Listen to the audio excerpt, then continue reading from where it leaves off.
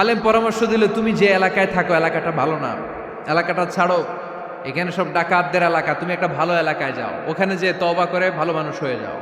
সে নিয়ত করে কাপড় চোপড় গুছিয়ে ভালো এলাকায় যাবে, ঘর থেকে বেরোয়ার সাথে সাথেই মালাকুল মাউত চলে আসছে, তার রুহু কবজ করে ফেলছে। এখন রুহু কে নিয়ে যাবে? ফাজাআত মালাইকাতুর রাহমা ওয়া মালাইকাতুল আযাব, রহমতের ফেরেশতারাও আসছে, আযাবের ফেরেশতারাও আসছে। রহমতের ফেরেশতারা বলে না না, সে তওবার নিয়ত করেছে, যদিও তওবা করতে পারে নাই, যদিও ভালো এলাকায় যেতে পারে নাই, তওবার নিয়ত করেছে, অনুতপ্ত হয়েছে, ক্ষমা চাওয়ার চিন্তা করেছে, আমরা তার রুহু নিয়ে ইল্লিনে রেখে দেব।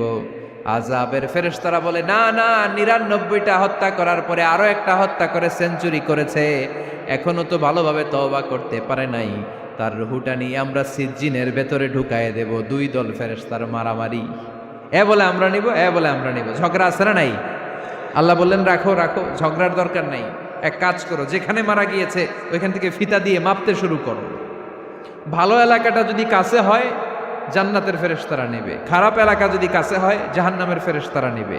খারাপ এলাকা তো একেবারেই কাছে, ঘর থেকে বেরোয়ার সাথে সাথে মৃত্যু হয়েছে, আর ভালো এলাকা তো অনেক দূর। আল্লাহ জামিনটারে আদেশ দিলেন, জামিন, এই অনুতপ্ত বান্দার জন্য তুই ভালো এলাকাটা কাছে চলে আয়,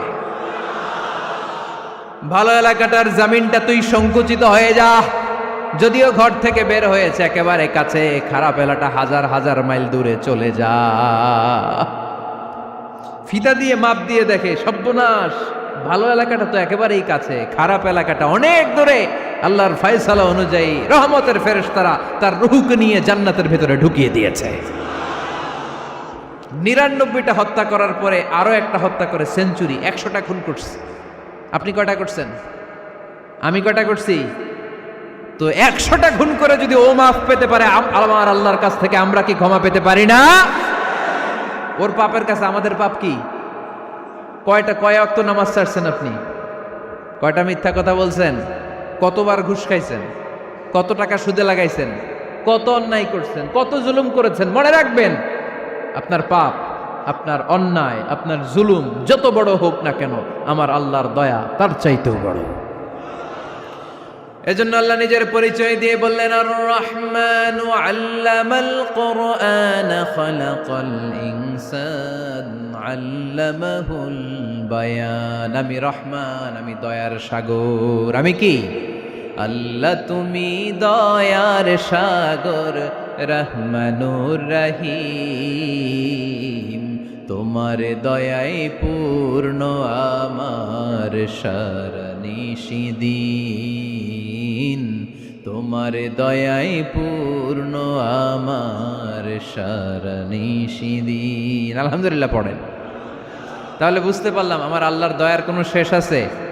চিল্লায় বলতে হবে আছে। কয়শো টুকরা? সবাই শুনতেছেন? কষ্ট হচ্ছে তো উত্তর দিচ্ছেন না যে? কত টুকরা করলেন? ১০০।